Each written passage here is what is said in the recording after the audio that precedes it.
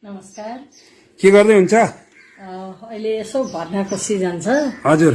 केटाकेटीहरू भर्ना गर्न आइरहेका छन्। भर्नाको लागि बसिरहेका छन्। कतिको आउँदैछन् विद्यार्थीहरू भर्ना गर्न यहाँ? आइरहेका छन्। दिनमा 5-7 जना आइरहेका छन्। नयाँ भर्ना हो। स्कुलमा बच्चाहरू भर्ना हुन आउँछन् भन्नुभयो, के देखेर यहाँ भर्ना हुन आउनुहुन्छ होला?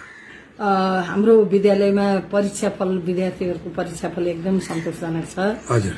यहाँ भौतिक संरचना, भवनदेखि लिएर डेस्क बेन्चहरू यथेष्ट मात्रामा छ र पुग्दो पनि छ। अतिरिक्त क्रियाकलाप हामी समय समयमा गराउँछौँ, जस्तै हाजिर जवाफ प्रतियोगिता, खेलकुद, स्काउट, यस्ता विभिन्न क्रियाकलाप पनि हाम्रो विद्यालयमा छ र शिक्षक अभिभावक बीच एकदम राम्रो सम्बन्ध छ।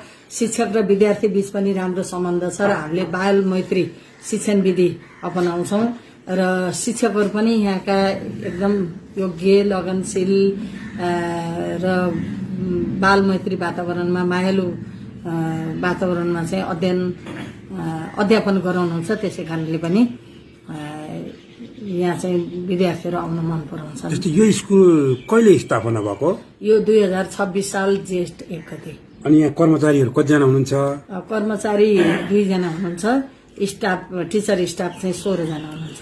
अनि विद्यार्थीहरू 250 जना लगभग हाराहारीमा। अहिले नयाँ भर्ना हुन बाँकी छ। हाम्रो पुरानो विद्यार्थी छ त्यति। जस्तै यो सामुदायिक स्कुल होइन? हजुर। सामुदायिक स्कुलमा तपाईँले यहाँ विद्यार्थीहरूको अथवा एसएलसीको रिजल्ट छ नि यहाँ? हजुर। यो सामुदायिक स्कुल हो। अब यसमा एसएलसीको रिजल्ट चाहिँ कस्तो छ? एसएलसीको रिजल्ट एकदम चित्त बुझ्दो छ, सन्तोषजनक छ। हामीलाई चित्त बुझेको छ। अब अहिले त प्राइभेट स्कुलबाट चाहिँ भक्काभक सामुदायिक स्कुलतिर बच्चाहरू चाहिँ जाने क्रम जारी छ भन्ने कुरो सुनिन्छ, के हो, सत्य हो? त्यस्तै देखिन्छ। किन भन्दा अब जति पनि प्राइभेट स्कुलमा हुने पूर्वाधारहरू अहिले चाहिँ सरकारी स्कुलमा नेपाल सरकारले पनि भवन निर्माण गरिदिने, धाराहरूको, टोयलेटहरूको व्यवस्था गरिदिने, अब पाठ्य पुस्तक निःशुल्क हुने, यस्ता विभिन्न खाजाको व्यवस्था हुने, यस्ता कारणले गर्दाखेरि चाहिँ सरकारी स्कुलमा चाहिँ अलिक आकर्षक बढ्दै गएको हो।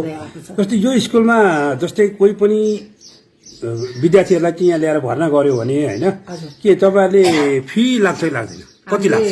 1 पैसा पनि फी लिने गरेका छैन। 10 क्लाससम्म निःशुल्क हो? निःशुल्क हामीले गरिदिन्छौँ। जस्तै किताबहरू नेपाल सरकारबाट उपलब्ध हुन्छ।